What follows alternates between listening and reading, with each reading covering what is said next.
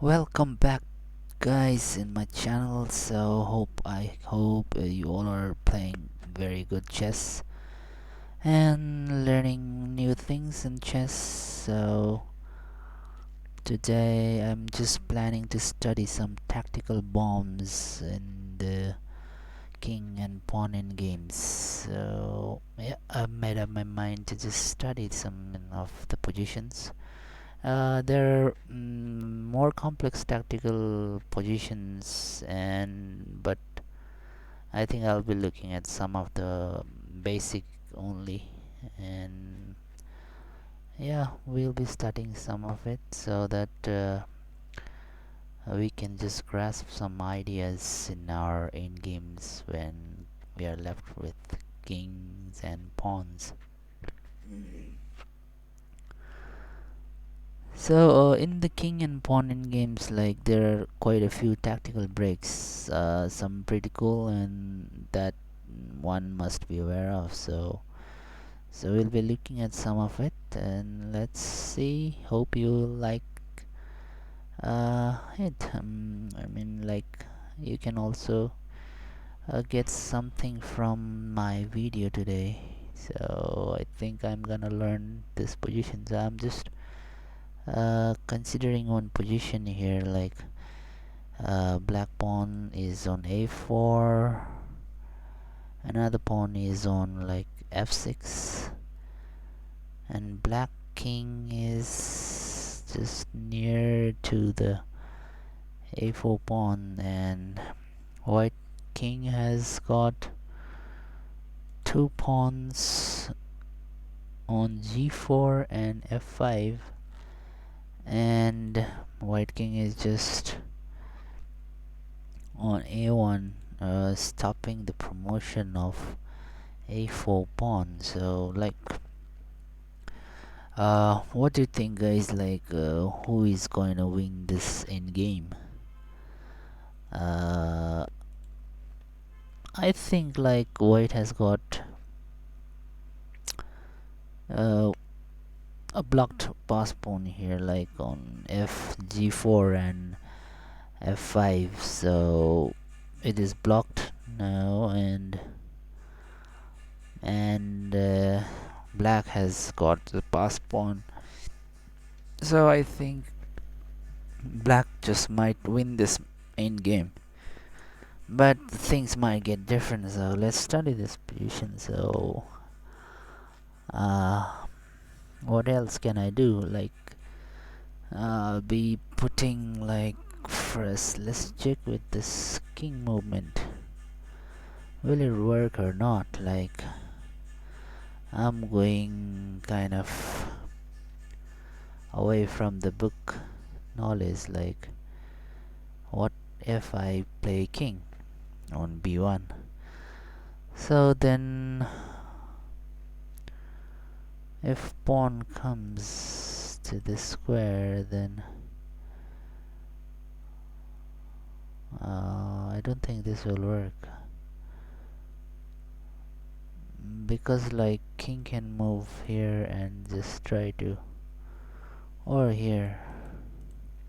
What do you think, guys? Like I think king will move in this direction, so that if this pawn moves ahead, it'll be captured by the black pawn, but this becomes then the pass pawn. So I think king will be moving this direction and finally reaches this pawn. So if it advances, if the pawn on g4 advances, then king might go and aim at the e6 square to just control this pawn, and I think the game is kind of a draw. So let's try this movement. So okay, I'm just playing okay on my own. Okay, so then later on we'll just go on with the what our rule suggests. So okay, then king has to ion on this pawn, so cannot do anything. I think it has to go and promote this. So here it takes, and I think it will be like win for black. Okay, here is the race. And white wins. See, oh yeah, that's great. White wins finally. If like the there is like kind of cameo in the game, so the pass pawn is very dangerous, and white is winning in this. Even the black king has pass pawn and supporting pass pawn, like, so that can be very very treacherous for black. So the book suggests, I mean the rule suggests that let's go on with the initial position first. Put this pawn on f4 and putting this pawn. Okay, this is our initial. So his right move is like g5. I think white is like winning this match, and if g5 is also placed like g5, then has to take, because otherwise it will just move on. So has to take. So now this pawn becomes very very dangerous, only 3 moves away from the promotion, so it will go. And black has 1, 2, 3, and 4, so 4 moves versus 3 moves, so I think white is winning in this match. Yeah. Okay, and here comes the queen. Okay, yeah.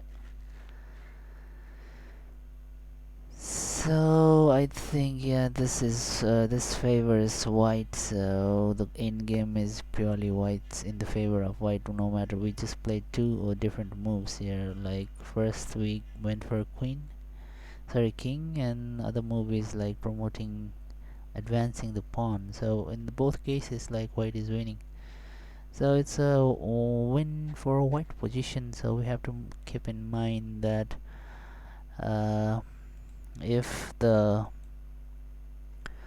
uh, connected pawns are together, then they are very stronger than these separated pawns. So no matter if the king is very far away, so what black had got passed pawn supported by his king, even though white has a clear win in this match, I mean in this endgame. So we have to keep in mind that connected pass pawns are really very dangerous, and we have to keep on advancing them so that we can just win the match. So okay, we come to, now we'll be looking at next position here. Let's see, this is a very common position, so like a very common one, and we'll be dealing with this position as well. So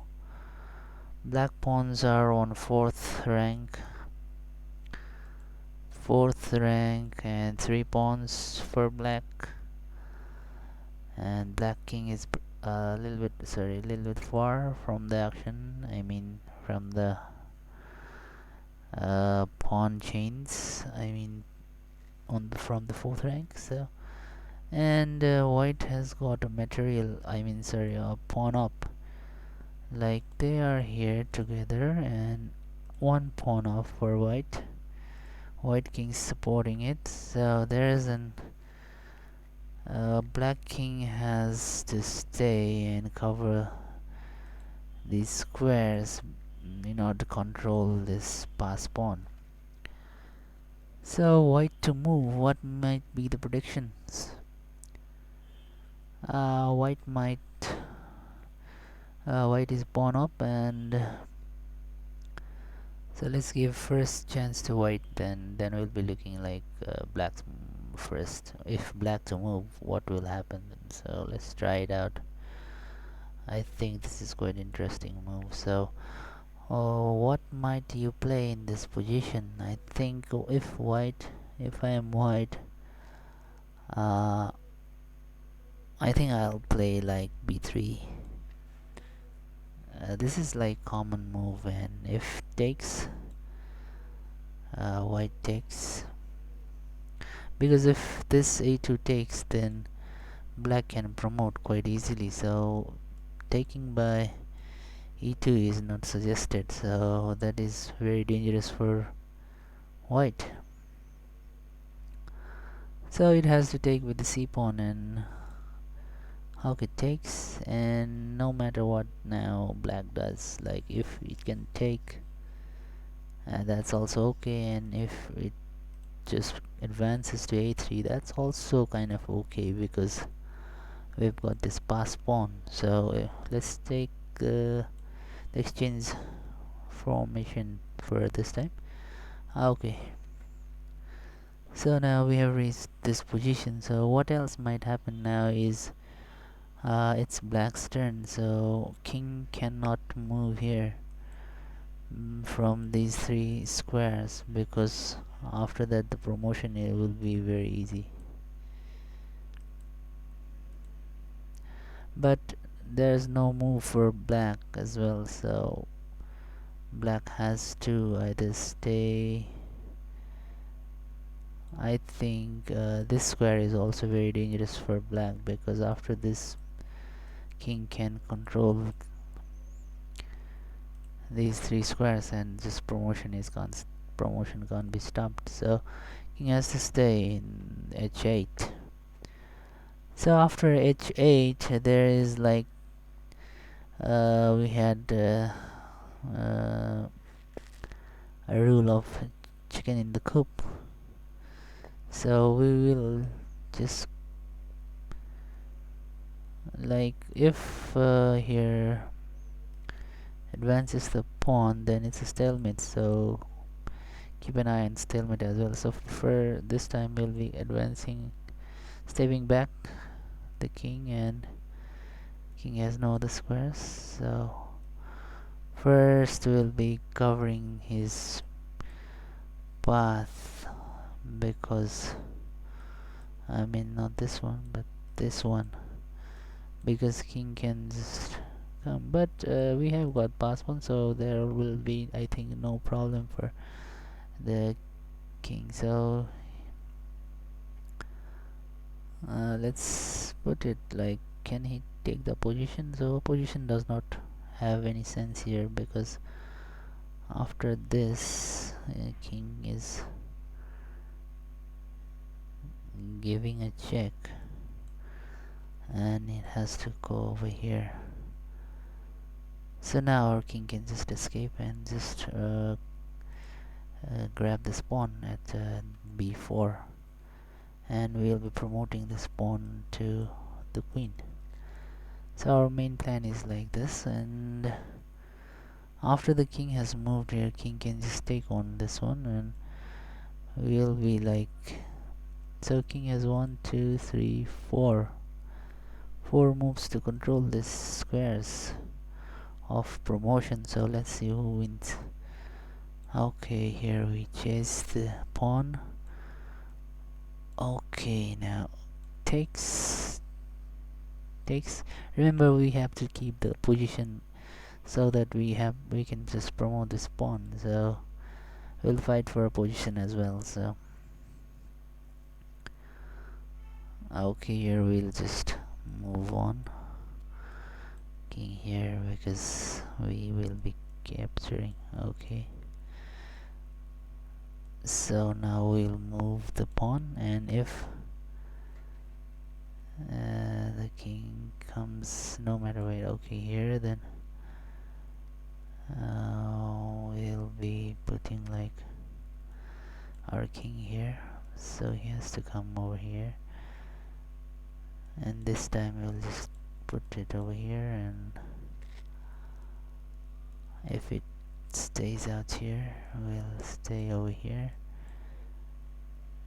and here. Okay, these squares. So okay, now we can just promote our pawn. Okay, so finally we have reached to a victory position. So we have to keep in mind that on the 3 versus 3 pawns, the middle pawn is very important, and we have to move it not the side pawns if they are if they are serially lying to each other opposite.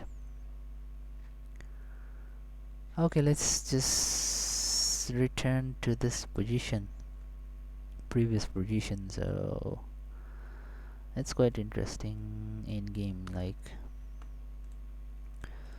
okay, we were here in the beginning. So that was white's move first. So if what to do if like that's the black to move in the next move.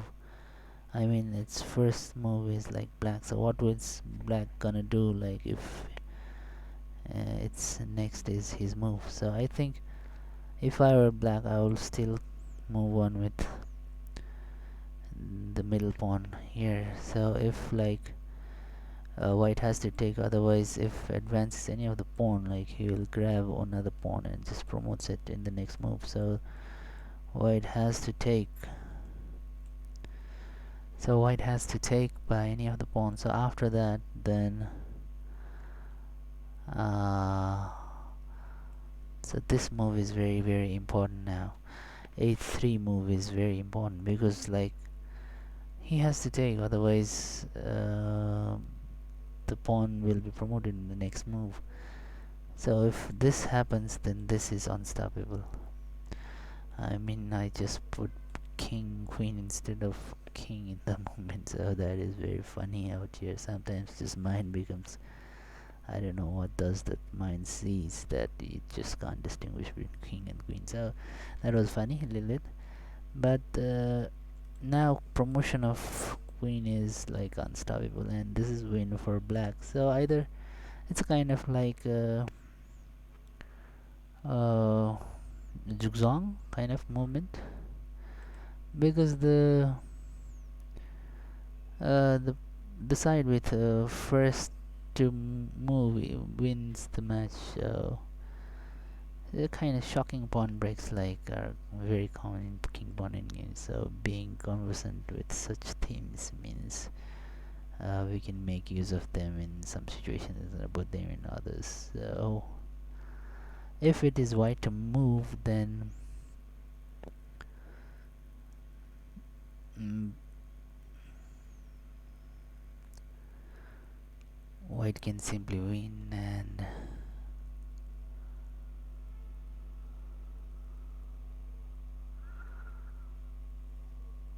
okay, shocking. Yeah, king z5. King z5 and a takes b3.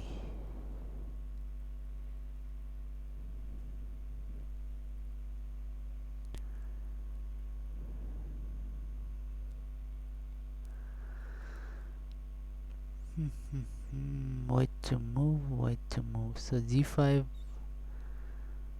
we were here, and white is a pawn up and shit. So king g5, what would that do?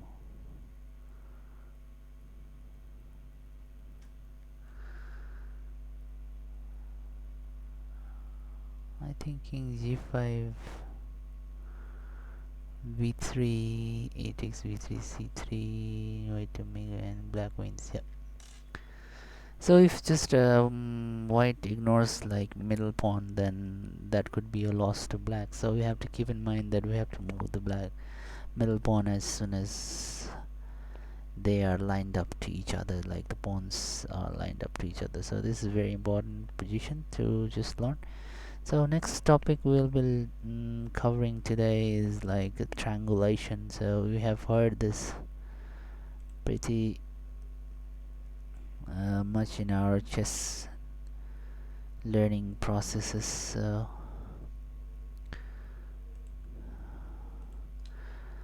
triangulation is like a seemingly complicated term that makes a chess player seem intellectually superior to everyone else when he says like I won because I triangulated my king, gained the position, and ultimately left my opponent in zugzwang. So very impressive indeed.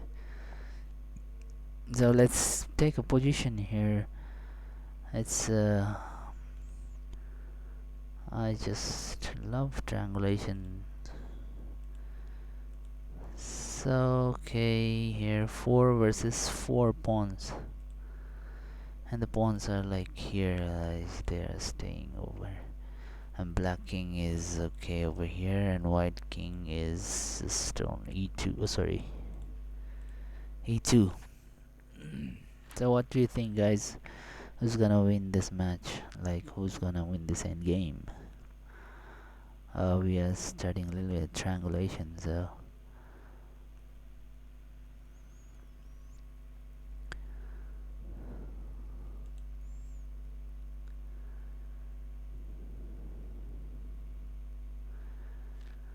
okay, let's first see what happens if black has the move first. So black will just keep an eye on this pawn.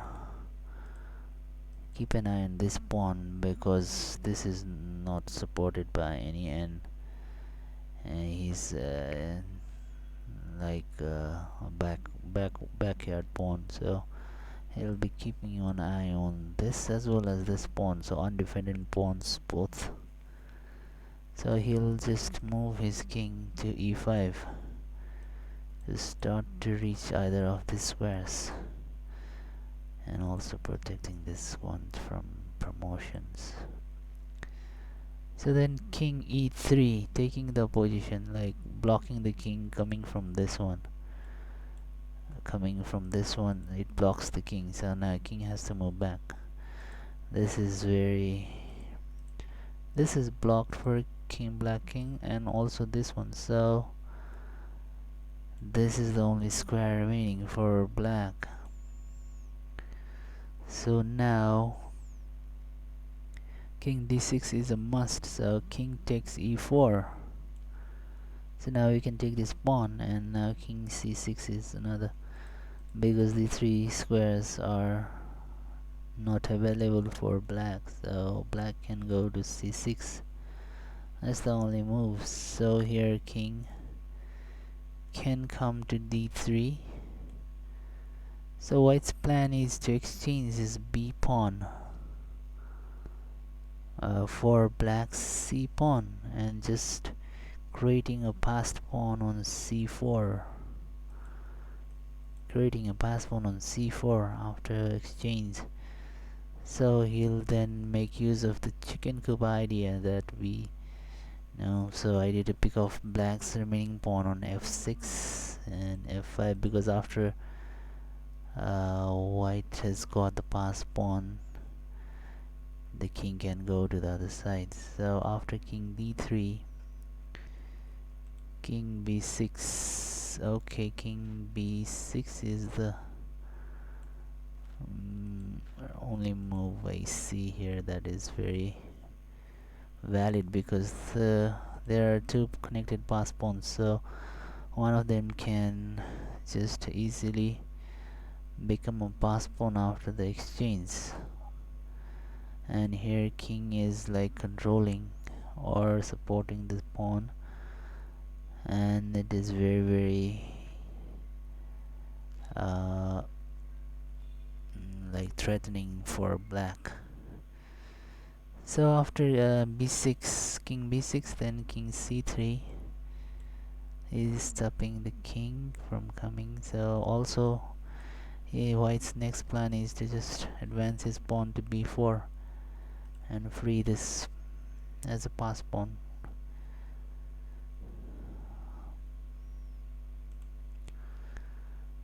Okay, so then after king c3, king has to come on the a5, because cannot come, and I think the next move, and has like black stopped white's plan,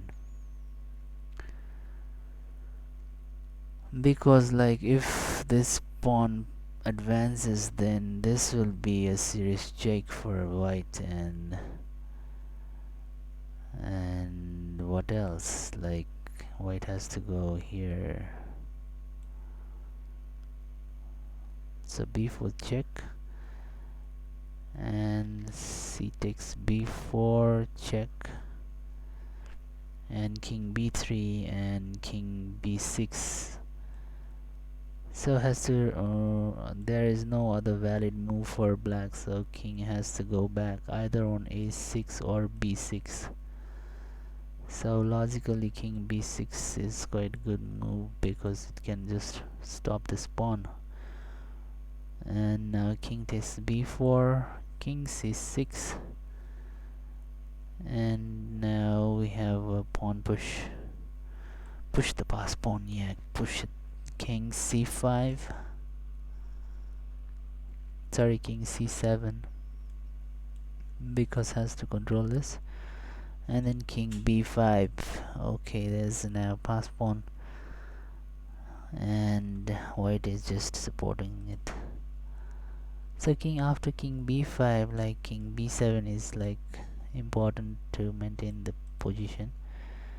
And after king b7, like c6 is unstoppable.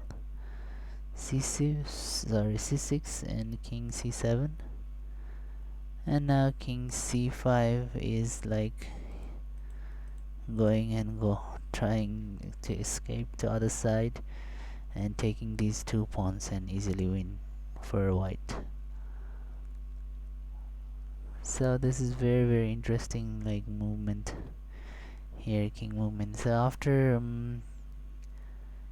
king c5, king c8 is a must. So here king c8 and then king d6. Okay, king d6, king d8, and king e6. So these two pawns are gone in the next few moves. So white has clearly won this match. So what if like it was firstly black moved his piece, so we gave a chance to black to move first. So in the same position, let's switch the position to white. Like, okay, here these are our initial position. Let's come back to our initial position here, like this one, and this one. And here white king is here, black king is here. Okay, so white won, and it was black's turn first. So let's see what will white do if white has the move first in this position. So here comes the rule of triangulation. Like many people would do like straightly e3, which is a blunder here. After king e5, then this king has to run away. So because these two are covered by this one, e4 pawn, so king has to retreat back.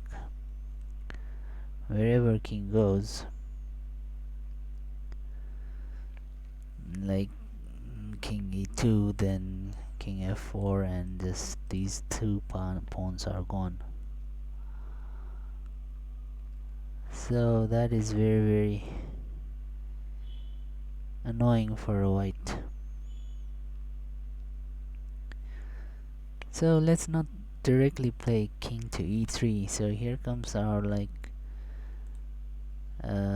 king f2 first, then only king e3 after king has reached. So king to e5, then we'll play a knocking blow on to black. So here comes the triangulation. So king f2, and by the way this move also takes the indirect opposition, while king d2 would take the distant opposition. Okay, so after king f2, like e3 check.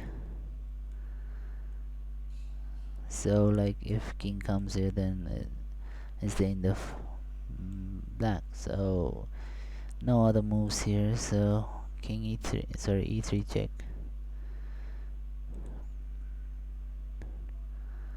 So the best try, as started earlier, king e5, and after king e3 check, then like if king takes on e3, then e5, king comes to e5, and there's the opposition. So like if it takes, then king has to come here, and no matter where it goes, it has got good squares, trying to take out the pawns then. So not a good idea to take the pawn. So let's say it was okay. So e3, king e2, king e3 check, and king e2 not taken by black. Not falling for king takes e3 because king e5 is coming, and when black once takes again the opposition and managed to just penetrate with his king to d4 f4, where king e2 uh, like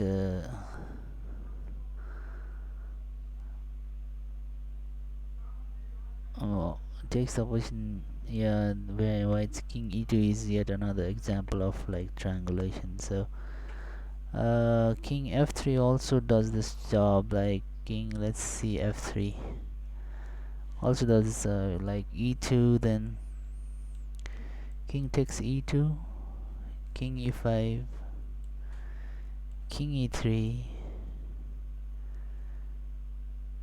and white has the opposition, so white is winning in this match. So we'll have to just keep on mind of the opposition, and also the triangulation just helps to maneuver the opposition technique.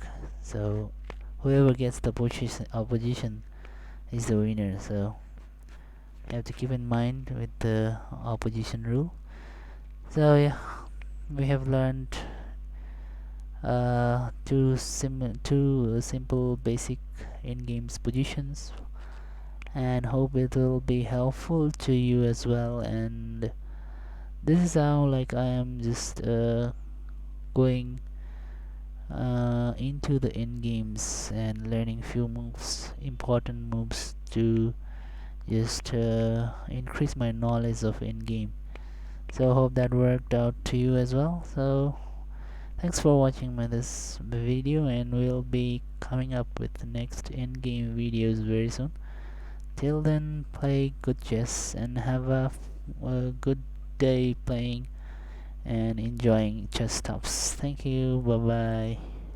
Stay tuned.